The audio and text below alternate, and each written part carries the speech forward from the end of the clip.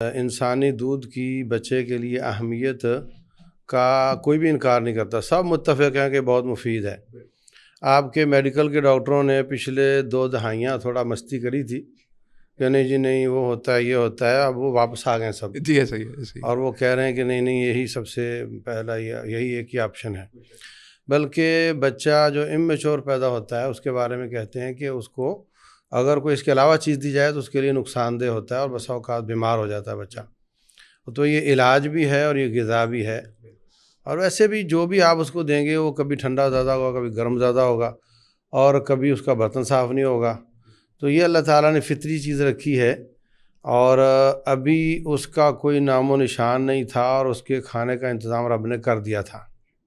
آپ اندازہ لگا لیں کتنا اہم ہے یہ۔ ہر وقت گرم مناسب اور ہر وقت تازہ، اور برتن کی گندگی کا کوئی مسئلہ نہیں۔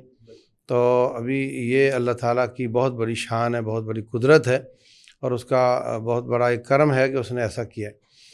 تو اس کی اہمیت میں سمجھتا ہوں کوئی بھی کم نہیں سمجھتا، سب اس کی اہمیت کو مانتے ہیں، اور اسی وجہ سے عرب لوگ بھی اس کو اسپیشل اہمیت دیتے تھے۔ اور اس وقت جو 2 سال سے کم عمر ہے اس میں پیا ہوا دودھ تو اس کے جو ڈی این اے میں بھی فرق کر دیتا ہے، اس کو تبدیل کرتا ہے، اثر انداز ہوتا ہے۔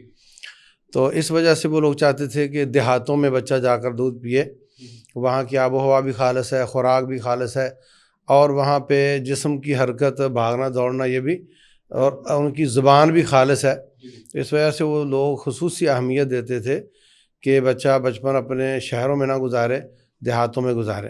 تو اس کی اہمیت مطلب اسلام آنے سے پہلے سے ہی مسلم ہے، اور اسلام نے بھی اس میں کوئی کمی نہیں کی، اسلام نے بھی اس کی اہمیت کو اجاگر کیا۔ والوالدات یرضعن اولادہن حولین کاملین لمن اراد ان یتم الرضاعہ۔ اور جہاں پر اللہ تعالیٰ نے حرام رشتوں کا ذکر کیا ہے 4 پارے کی آخری آیت میں، تو وہاں بھی اللہ تعالیٰ نے وامہاتکم اللاتی ارضعنکم واخواتکم من الرضاعہ، تو وہاں بھی اللہ تعالیٰ نے اس کا ذکر کیا ہے۔ تو اس کی اہمیت بہت زیادہ ہے۔